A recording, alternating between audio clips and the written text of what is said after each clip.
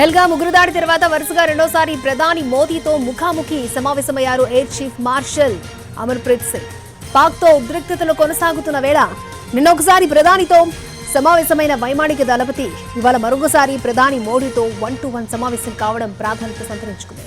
పెహల్గాం ఉగ్రదాడి నేపథ్యంలో వైమానిక దళ సంసిద్ధత కార్యాచరణపై ప్రధానికి వివరించారు ఏపీ సింగ్. పాకిస్తాన్పై భారత్ సైనిక చర్యకు దిగే అవకాశం ఉందని ప్రచారం హోరెత్తిపోతున్న నేపథ్యంలో త్రివిధ దళాధిపతులతో ఎప్పటికప్పుడు పరిస్థితిని సమీక్షిస్తున్నారు ప్రధాని. నిన్న మధ్యాహ్నం 12 గంటలకు ప్రధాని మోడీతో air chief marshal Amarpreet Singh సమావేశమై చర్చించాక కొన్ని గంటల వ్యవధిలోనే సాయంత్రం 6 గంటలకు ప్రధానితో navy chief admiral Dinesh K Tripathi సమావేశమయ్యారు. నావిక దళాధిపతితోనూ కీలక అంశాలపై ప్రధాని చర్చించారు. పెహల్గాం ఉగ్రదాడిలో పాకిస్తాన్ ఉగ్రవాదుల ప్రమేయాన్ని ఎన్ఐఏ ఇప్పటికే నిర్ధారించింది. జాతీయ దర్యాప్తు సంస్థ నివేదికను రూపొందించింది. దీంతో ఏ క్షణంలోనైనా భారత్ కొండల్లో నక్కున్న ఉగ్రవాదులను మట్టుబెట్టి పాక్కు గట్టి గుణపాఠం చెప్పే అవకాశం ఉందని తెలుస్తోంది. పెహల్గాం ఉగ్రదాడి తర్వాత వరుసగా రెండోసారి ప్రధాని మోడీతో ముఖాముఖి సమావేశమయ్యారు air chief marshal Amarpreet Singh. పాక్తో ఉద్రిక్తతలు కొనసాగుతున్న వేళ నిన్న ఒక్కసారి ప్రధానితో సమావేశమైన వైమానిక దళపతి ఇవాళ మరొకసారి ప్రధాని మోడీతో 1-to-1 సమావేశం కావడం ప్రాధాన్యత సంతరించుకుంది. పెహల్గాం ఉగ్రదాడి నేపథ్యంలో వైమానిక దళ సంసిద్ధత కార్యాచరణపై ప్రధానికి వివరించారు ఏపీ సింగ్. పాకిస్తాన్పై భారత్ సైనిక చర్యకు దిగే ఛాన్స్ ఉందని ప్రచారం హోరెత్తిపోతున్న వేళ త్రివిధ దళాధిపతులతో ఎప్పటికప్పుడు పరిస్థితిని సమీక్షిస్తున్నారు ప్రధాని.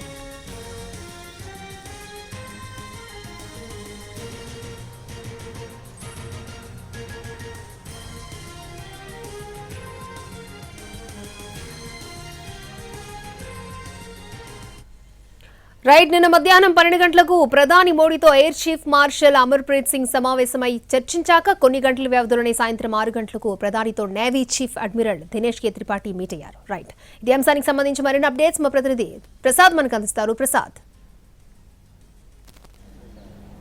పాకిస్తాను భారతదేశం మధ్య ఉద్రిక్తతలు ఉన్నటువంటి నేపథ్యంలో ఏ రకంగా భారత్ తన యుద్ధ సన్నాహకాలు చేసుకోవాలనే అంశంపై పూర్తి స్థాయిలో సమీక్షిస్తుంది.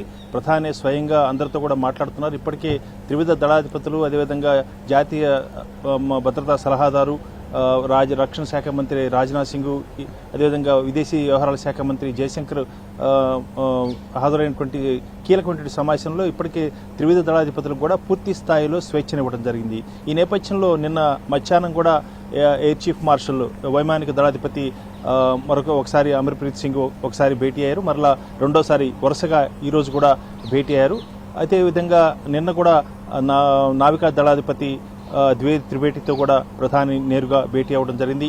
ఈ సమావేశాలు వరుసగా జరుగుతున్న ఈ సమావేశాలకు అంతరార్థం ప్రధానంగా భారతదేశం యొక్క సన్నాహక చర్యలు ఏ రకంగా ఉన్నాయి, అదేవిధంగా ఇతరత్ర అవసరాలు ఏమేమి ఉన్నాయి, వీటన్నిటిని లాజిస్టిక్స్ సపోర్ట్ ఏ రకంగా ఉండాలి, వీటన్నిటిపై కూడా కూలంకుషంగా చర్చించి ఒక కార్యాచరణను రూపొందించుకోవటం, అదేవిధంగా వ్యూహాత్మకంగా పూర్తి స్థాయిలో సన్నద్ధం కావటం, ఇదే ప్రధానమైనటువంటి ఈ సమావేశాల యొక్క అంతరార్థంగా తెలుస్తుంది.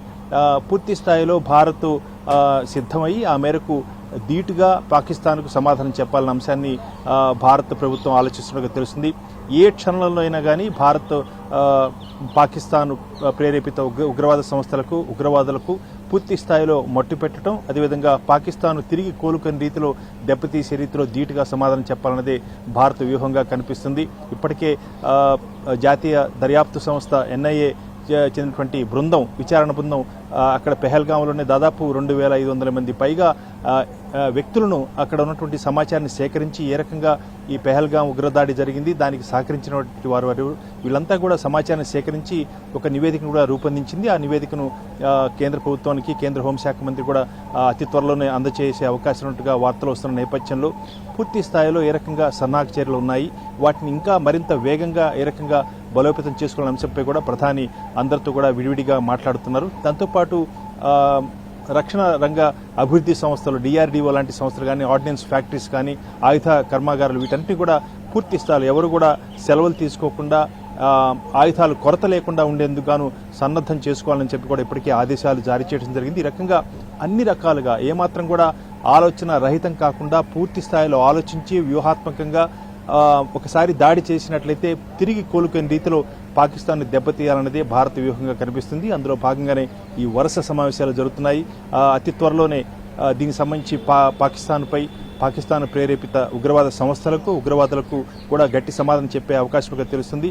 ఇప్పటికే ఎన్ఐఏ చేసినటువంటి విచారణలో భాగంగా ఎవరైతే దాడికి పాల్పడ్డారో వారంతా కూడా ఇప్పటికే పక్కనే ఉన్నటువంటి కొండల ప్రాంతాల్లో ఉన్నటువంటి ఒక నక్కి ఉన్నట్టుగా కూడా సమాచారం తెలిసి ఇదంతా కూడా ఎవరైతే గ్రౌండ్ వర్కర్స్ ఎవరైతే ఉంటారంటే సభ్య సమాజంలో తిరుగుతూ తీవ్రవాద సంస్థలకు తీవ్రవాదులకు సహకరించేటువంటి వ్యక్తులను వారిని పనికి కనిపెట్టడం తెలిసింది. వారిని గుర్తించడం జరిగింది. అదేవిధంగా వారు ఇచ్చినటువంటి సమాచారాన్ని ఆధారం చేసుకుని ఆ పెహల్గాంకు పక్కనే ఉన్నటువంటి పర్వత సానువుల్లో ప్రాంతాల్లో వారంతా కూడా నక్కి ఉన్నట్టుగా తెలుస్తుంది పాక్ తీవ్రవాదులు.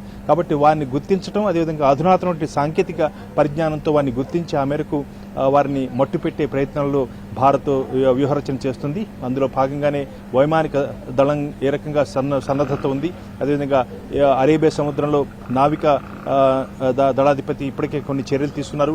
ఏ రకంగా అక్కడ ఉన్నటువంటి అరేబియా సముద్రంలో పాకిస్తాన్ ఏమాత్రం కూడా సముద్రంలో ఎలాంటి ముందడుగు వేయకుండా కూడా కట్టడి చేసేందుకు అక్కడ కూడా కొన్ని చర్యలు తీసుకున్నారు. ఈ రకంగా అన్ని రకాలుగా ఇటు దౌత్యపరమైన చర్యలు, దాంతోపాటు జలాలు వినియోగం లేకుండా సింధు జలాల వినియోగం లేకుండా చేసే చర్యలు, అదేవిధంగా రక్షణ రంగ చెందినటువంటి అంశాలపై చర్యలు, ఈ రకంగా మూకుమ్మడిగా పాకిస్తాన్ను కట్టడి చేసి ధీటుగా సమాధానం చెప్పాలన్నదే భారత వ్యూహం.